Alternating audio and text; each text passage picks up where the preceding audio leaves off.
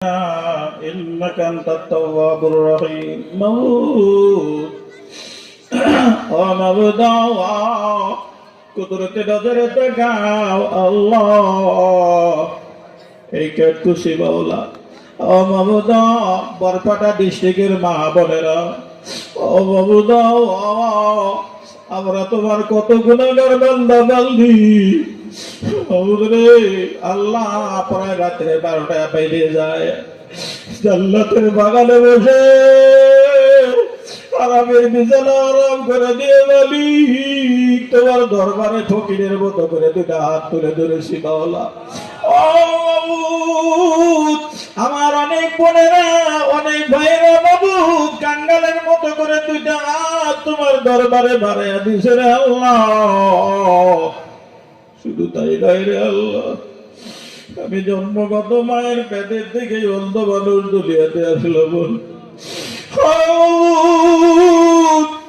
আমি অতম গুনাহগার মাওলা হাজার হাজার তোমার বান্দা বান্দি আমার হাতের সঙ্গে হাত তুলে আমিন বলতেছে মাওলা। আল্লাহ আমার ভাই বোনেরা কোন কোন মাকসুদ নিয়ে কোন আশা নিয়ে বসে আছে মাওলা আখিরি দোয়ার মধ্যে সকলের মনের আশাগুলো পুরা করি আল্লাহ। এ মালিক তোমার কুদরতে নজরে তাকাও আল্লাহ, তোমার কত বান্দা বান্দি আল্লাহ বাজারে ঘুরতেছে দোকানের সামনে দাঁড়ায় আছে রাস্তার ধারে দাঁড়ায় দাঁড়ায় গল্প করতেছে আল্লাহ তোমার অনেক বান্দা বান্দি গুলো বাবু প্যান্ডেলের আশেপাশে দাঁড়ায় আছে আল্লাহ ভিতরে ঢুকতে পারে নাই। এ মালিক দুনিয়ার মায়ে পড়ে শয়তানের দোকায় পড়ে এরা জান্নাতের বাগানে আসতে পারে না আল্লাহ তোমার কুদরতি হাত তাদের মাথায় বুলাইয়া প্যান্ডেলে আসার তৌফিক দান করে দাও আল্লাহুম্মা আমিন।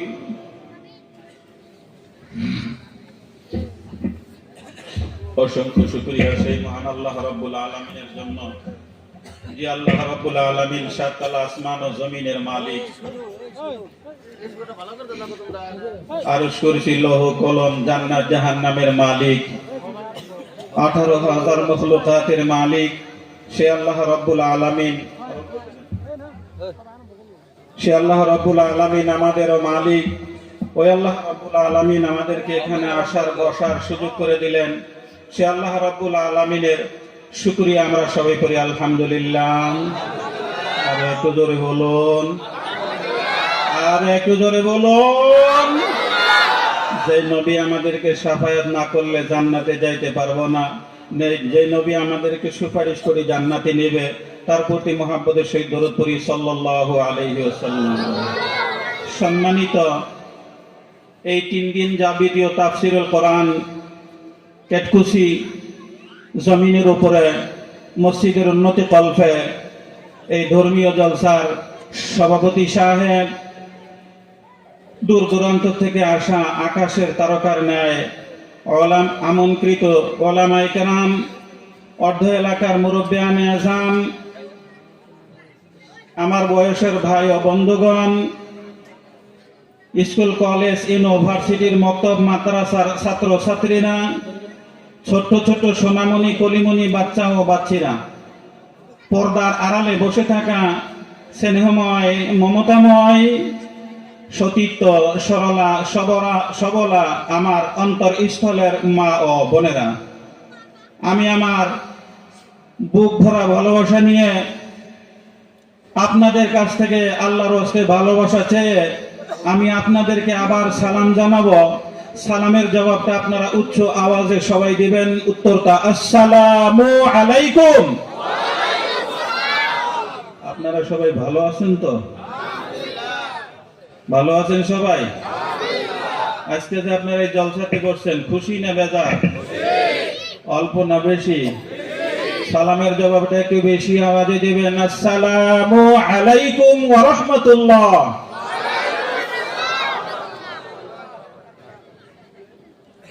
আপনাদের এই জায়গায় ফুটবল খেলা হয়?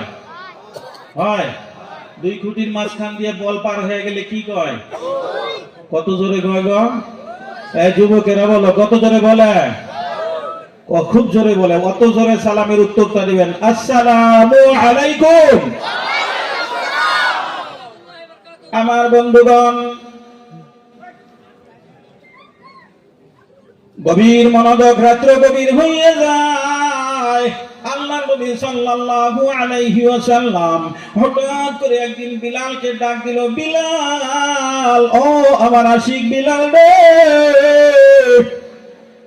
দুনিয়ার মধ্যে যখন তুমি চলাফেরা করো, ঘোরাফেরা করো, আরবের ময়দানে কোন জায়গায় যদি জান্নাতের বাগান দেখো রে বিলাল, ওই জান্নাতের বাগানের মধ্যে বসে পড়বা, শিক্ষা দিয়ে বলুন সুবহানাল্লাহ। দিলের কানটা লাগাইয়া শুনবেন, যারা প্যান্ডেলের বাইরে আছেন, রাস্তায় আছেন, দোকানে আছেন, গল্প করতেছেন, একটু দিলের কানটা এইদিকে লাগাইয়া দেন। বিলাল প্রশ্ন করলো, হুজুর গো, দুনিয়ার মধ্যে কোন জায়গায় জান্নাতের বাগান বুঝাইয়া দেন।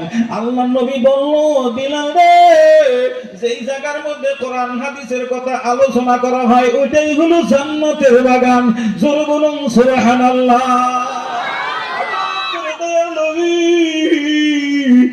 মিরাজে যখন চলে গেল, জাহান্নাম দর্শন করলো, জান্নাত দর্শনে যাবে, হঠাৎ করে বিলালের ঠ্যাঙের পায়ের জুতার আওয়াজ, জান্নাতের ভিতরে বিলালের জুতার আওয়াজ শোনা যায়। জোরে বলুন সুবহানাল্লাহ। আমার মিরাজ থেকে ঘুরে আসলো, আসিয়ে দুই চোখের পানি ছাড়িয়া নবীজি কান দেওয়ার বলে, বিলাল রে, তুমি কেমন আছিস? আমার হয়ে গেল, আমি মেরাজে গেলাম, মেরাজে যায় তোমার জুতার আওয়াজ আমি জান্নাতের মধ্যে পাইলাম। জোরে বলুন সুবহানাল্লাহ।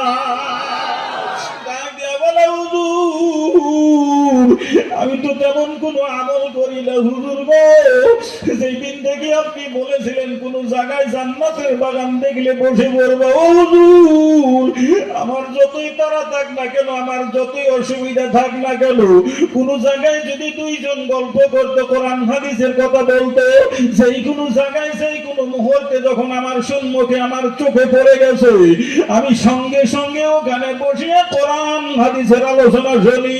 নবী আমার ঘোষণা দেয়, বিলাল রে, ওই জন্যই তো তোমার পায়ের আওয়াজ আমি জান্নাতে পাইলাম। শিক্ষা দিয়ে বলুন সুবহানাল্লাহ।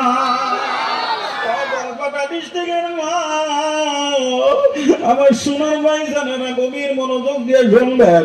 হঠাৎ করে একদিন আল্লাহর নবী সাহাবাদেরকে ডাক দিয়ে বলল, ও উম্মত উম্মতিরা শুনিয়া লও, ও বরকটা ডিস্ট্রিক্টের মুসলমান, নবীর উম্মতিরা রে, নবী আমার ঘোষণা দিল, তোমরা দুনিয়ায় থাকিয়া যতই চাকরি করো না কেন, যেই কোনো কাজ করো না কেন, চাকরি করো, ডাক্তারি করো, ওকালতি করো, কৃষি করো, ব্যবসা করো, ক্ষেত খামার করো, গাড়ি চালাও, কোন জায়গায় যদি জান্নাতের বাগান দেখো, সেই জান্নাতের বাগানে বলবা। প্রশ্ন হলো, হুজুর, দুনিয়ার মধ্যে কোন জায়গায় জান্নাতের বাগান আমরা তো জানি না, বুঝাইয়া দেন। আল্লাহর নবী ঘোষণা দেয়, উম্মত উম্মতিরা শুনিয়া লও, আজকে যেমন এই ক্যাটকুচিতে মসজিদের উন্নতি করবে 3 দিক যাবত কোরআন মাহফিলের আলোচনা হইতেছে, এই কোরআন হাদিসের প্যান্ডেলের নিচে আসিয়া বিছানার মধ্যে প্যান্ডেলের ভিতরে যারা বলবে, নবী আমার ঘোষণা দিল, ওইটাই হলো জান্নাতের বাগান। শিক্ষা দিয়ে বলুন সুবহানাল্লাহ। ও শোনারে, দুটো পায়ে হাত রেখে বলতেছি, তোমার হাত ধরে অনুরোধ করতেছি, যারা প্যান্ডেলের বাইরে আছো, এই লোকটা সেই লোক নয়। আজকে আমি কুচবিহার থেকে রওনা হয়েছি, বাড়িতে আসিয়া শুধুমাত্র গোসল করে জোহরের নামাজ আদায় করার পর সঙ্গে সঙ্গে যখন আমি আপনাদের এই এলাকার মধ্যে আসা শুরু করলাম, ও বন্ধুরে, হঠাৎ করে আমার বড় ছেলেটা হুসাই মাদ্রাসা থাকে, ওই ছেলেটা ফোন করছে, তার মা ফোন উঠাইয়া ভিডিও কল করে, ভিডিও কল করে যখন ছেলের সঙ্গে কথা বলতেছে, আমার ছেলে বলে, ও মা, আব্বাজান কোথায় আছে, আমার একটু দেখে দেন। কেবলমাত্র বলল, ইলিয়াস রহমান, তোমার বাবা এই মুহূর্তে আসিয়া গোসল করে জোহরের নামাজ আদায় করলো, এখন আমার বরপাটা ডিস্ট্রিক্টে চলে যাবে। বলে বলে, আম্মা, তুমি আমার বাবার কাছে দাও, আমি বাবারে দেখবো, কারণ 4 মাস গত হয়েছে, এখনো আর বাড়িতে আসতে পারে নাই। আমি চোখের পানি ফেলে ফেলে কাল দিয়ে আর বলি, বিবি রে, আমার ছেলে আমাকে দেখবে, আমি তো তারা দেখতে পারি নাই। আমার বিবিও কান্দায়। আমি তখন বললাম, বিবি রে, আমি তো দেশ বিদেশে সফর করি। আমি আমার ছেলের কাছে যখন কথা বলতে গেলাম, সালাম দিল ছেলে। ছেলে সালাম দেওয়ার পরে আমি সালামের জবাব দিলাম। আমার ছেলে বলে, আব্বাজান কেমন আছো? আমি বললাম, বাবা আল্লাহ আমাকে ভালো লাগছে, তুমি কেমন আছো? বন্ধু সামনের দিকে যাই না, দয়া করে যারা প্যান্ডেলের বাইরে আছেন ভিতরে চলে আসুন। আমি আপনাদেরকে নিয়ে সুন্দরভাবে আলোচনা বুঝাইয়া যাব। ও বন্ধুরা, ও যুবক ছেলেরা, আমার সোনার মা বোনেরা, যারা এখনো প্যান্ডেলের বাইরে আছেন, দয়া করে ভিতরে চলে আসুন। এটাই হলো জান্নাতের বাগান। আল্লাহ নবী আরো ঘোষণা দেয়, যারা এই জান্নাতের বাগানের মধ্যে বসবে, আল্লাহ তাদের জীবনের সগীরা গুনাহগুলো মাফ করে দিবে। জোরে বলুন সুবহানাল্লাহ। শুধু গুনাহ মাফ করে দিবে না, এই কথাগুলো যদি আমলের নিয়তে শোনেন, নবী ঘোষণা দেয় যতগুলা গুনাহ মাফ করে দেওয়া হবে, অতগুলা নেকিও তাদের আমল নামায় দান করা হবে। শিক্ষা দিয়ে বলুন সুবহানাল্লাহ।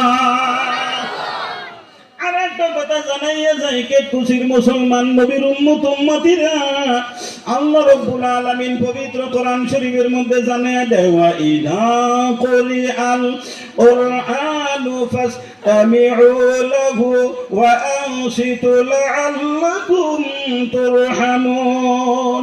আল্লাহ ডাক দিয়া বলল, বান্দা বান্দিরা শুনিয়া নাও, যে কোনো জায়গায় যে কোনো মুহূর্তে যখন কোরআন হাদিসের আলোচনা করা হয়, তোমরা যদি চুপ করে বসে বসে শোনো, আমি আল্লাহ এই ক্যাটকুশিতে বৃষ্টির ন্যায় রহমত বরকত নাযিল করব।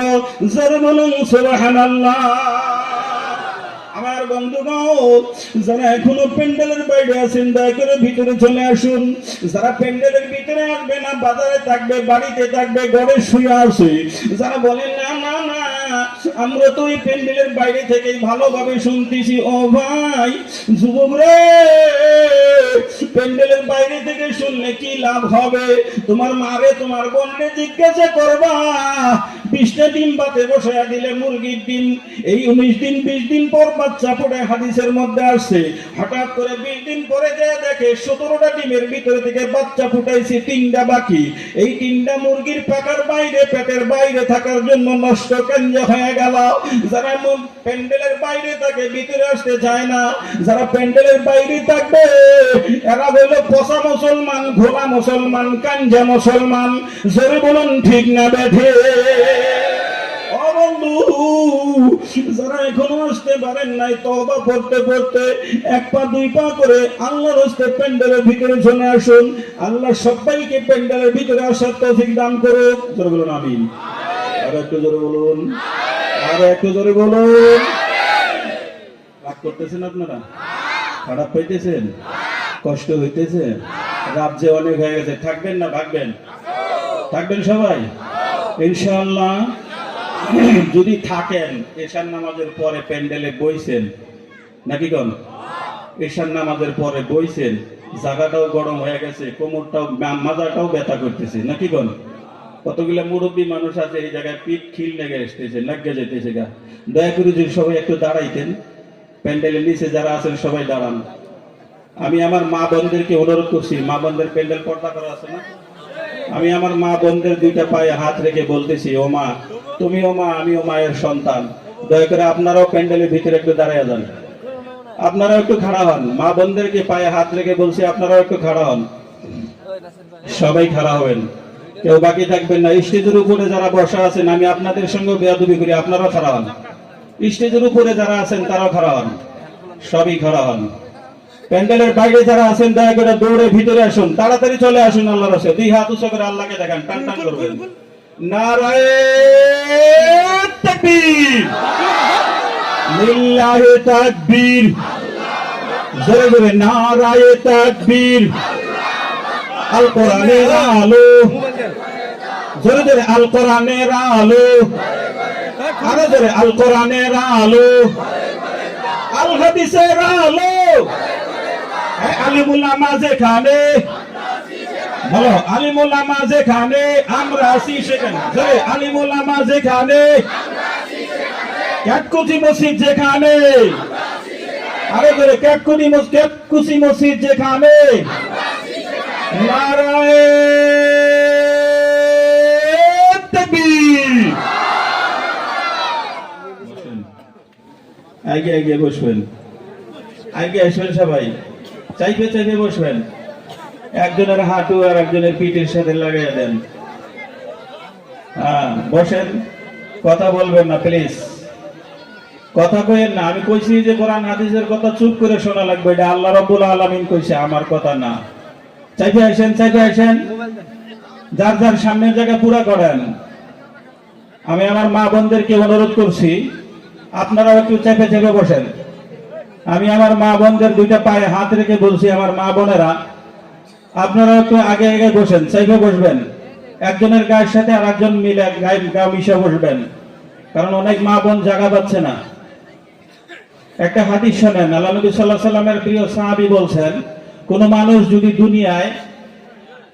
যদি দুনিয়ায় বাইচা থেকে নিজের জায়গা ছাইড়া দিয়ে আর একজনকে যদি জায়গা দেয়, তার জায়গা আল্লাহ জান্নাতে দিবে। সুবহানাল্লাহ। আরো জোরে বলেন, আরো জোরে। সুবহানাল্লাহর সাথে আপনাদের দুশ্মনী আছে? আছে কি? তাহলে জোরে বলেন সুবহানাল্লাহ।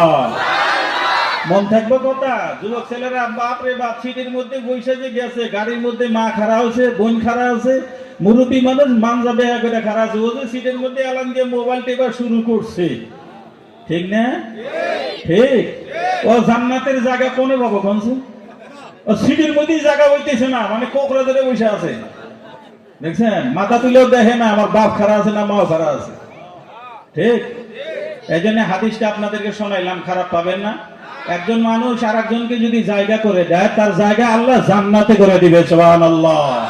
আরো জোরে, আরো জোরে জিকির করেন, লা ইলাহা ইল্লাল্লাহ মুহাম্মাদ, লা ইলাহা ইল্লাল্লাহ, আরো জোরে, লা ইলাহা ইল্লাল্লাহ, সবাই লা ইলাহা ইল্লাল্লাহ, জোরে লা ইলাহা ইল্লাল্লাহ।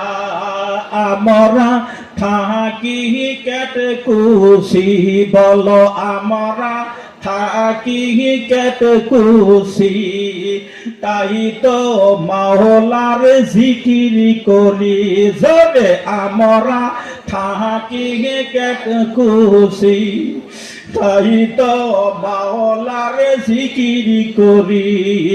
মাওলার জিকির করা লাগে পরে, জোরে মাওলার জিকির করা লাগে পরে, জান্নাত হবে ঠিকানা। লা ইলাহা পাঁচগুলো জোরে, লা ইলাহা ইল্লাল্লাহ। সুবহান। যারা বিয়ে করছে তারা জিকির করব, ঠিক আছে? যারা বিয়ে করছে তাদের জিকির হবে, আর যারা বিয়ে করে না তারা চুপ করে বসে থাকো। যারা বিয়ে করছে তারা জিকির করবেন, আর যারা বিয়ে করে নাই তারা চুপ করে থাকবা। তোমরা জিকির করবে না কিন্তু, হ্যাঁ? তোমাদেরকে লেটার নিয়ে পাস করানো হবে।